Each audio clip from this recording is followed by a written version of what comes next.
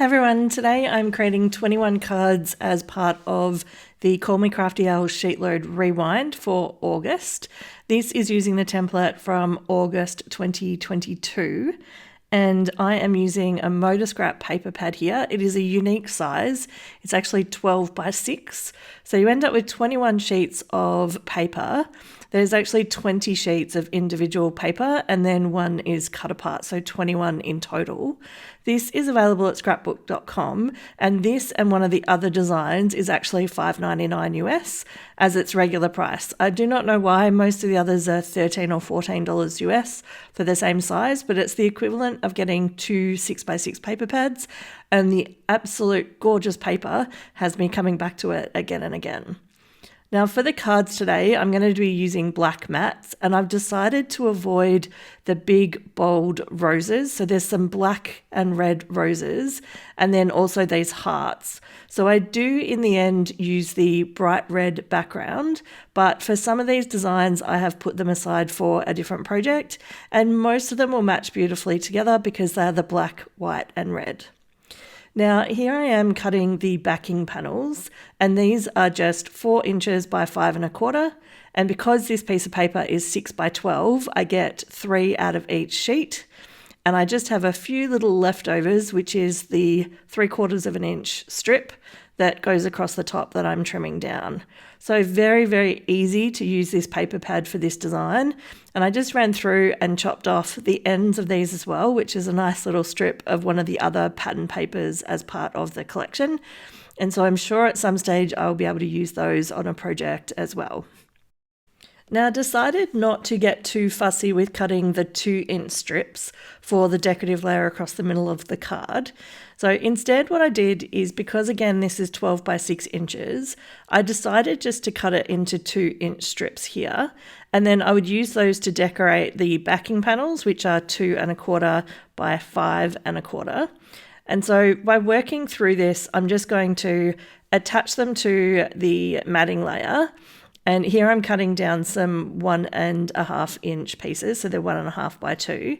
To get me started, I'll attach those to one end of the matting layer, and then I will identify one of the other pattern papers that contrasts with it, and then attach that to the other end. Now, I'm not sure at this stage if it makes sense, but I've really just decided that instead of trying to be too perfect with the measurements, sometimes it's easier to attach the pattern papers and then use your trimmer to cut them down.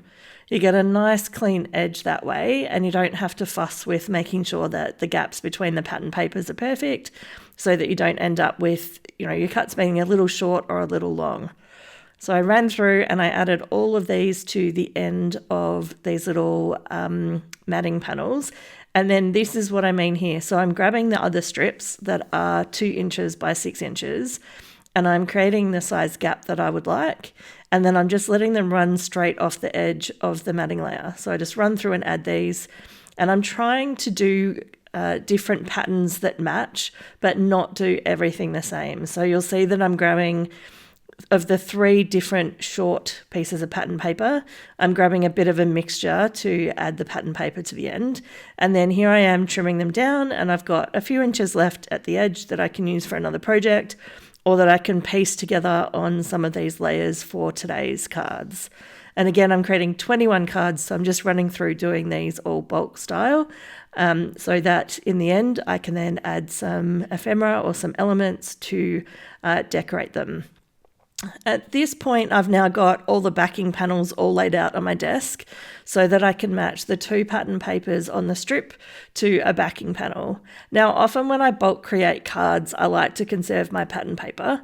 I have no idea why, because I have so much of it in my stash. I literally have dozens and dozens and dozens of different brands and paper pads and bits and pieces to work my way through. So I decided in this instance that I would use the pattern paper as the backing panel as well, which was actually really fun to create with, because here I'm having to match up 3 different pattern papers on one card. And it pushed me to really think about what would go well on which color. And I really love these red ones here. So maybe make a comment below on which color combination is your favorite. And I think for me, the bright red and that contrast with the pattern papers made those ones look really, really great. Because I'm now attaching these to my A2 white card bases, which are 5.5 by 4.25, I get a nice little 1/4-inch border around the edge. And the way that I do this is I always attach it from the folded edge first, because if the card base is a little too large, I can trim that down on the long end without having to worry about things being wonky. So that's one of my big tips, is to definitely start at the folded edge. Now, I went through my stash and pulled out some little rectangles that I had from a previous card sketch, and they have the little bit of vellum sitting behind. Now, I already had them stamped with happy birthday, and because they were leftovers, I managed to find these little Kaisercraft butterfly stickers, and I just attached one onto the card and spun the card around to actually be portrait instead of landscape. So what this meant is I'm using the intent of the card sketch with the little rectangle, but I have flipped the design around. And I've gone through and done, I think I had like 8 or 10 of these, and I basically didn't try and create any more to have them be the same. I just put different colored butterflies on, matched them up with the pattern paper, and then created as many as I had. And then I dug through my stash to figure out what else I could use up. And just, I guess, clear out some of the supplies that I'd had left over from separate projects. Now, I am really curious, would you like to see more videos using up my leftover elements? So sentiments and die cuts, etc. This is it. It's the Tim Holtz Mischievous dies. I got that as a freebie and a giveaway from scrapbook.com. It was quite a while ago now, maybe 6 months ago, but I highly encourage you to check out the coupons page at scrapbook.com if you have a purchase through them. There's often 2, 3, or 4 giveaways at a time, so there's always something that you can find to add to your order free of charge. And some of the die sets that they have are actually quite expensive. I think that one was like a $23 US die set, so very fortunate that I picked that one up. You can see in the top right hand corner of my screen that I did make quite a bunch of cards with those leftover cat dies, but unfortunately I forgot to record it. So you will see some close-ups of the cards at the end of the video if you'd like to wait for that.